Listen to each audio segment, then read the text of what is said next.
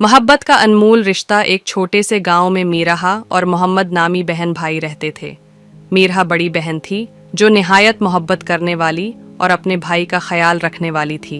मोहम्मद, जो अभी स्कूल में पढ़ रहा था, अपनी बहन को अपना सबसे बड़ा सहारा समझता था।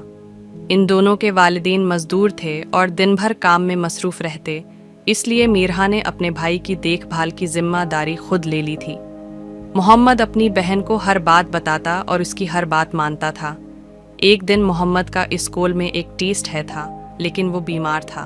मीराहा ने उसे आराम करने को कहा, मगर मोहम्मद परेशान था कि अगर वो टेस्ट न दे सका तो उसका नतीजा खराब हो जाएगा।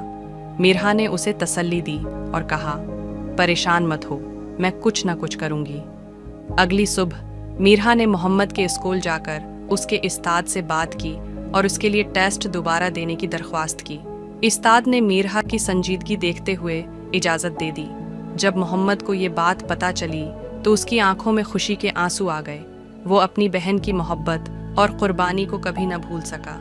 एक दिन गांव में मिलाद की तकरीब थी, जहां मोहम्मद ने अपनी बहन के लिए सबके सामने कहा, मीराहा मेरी बहन ही नहीं, मेरी सबसे अच्छी दोस्त और रहनुमा भी है।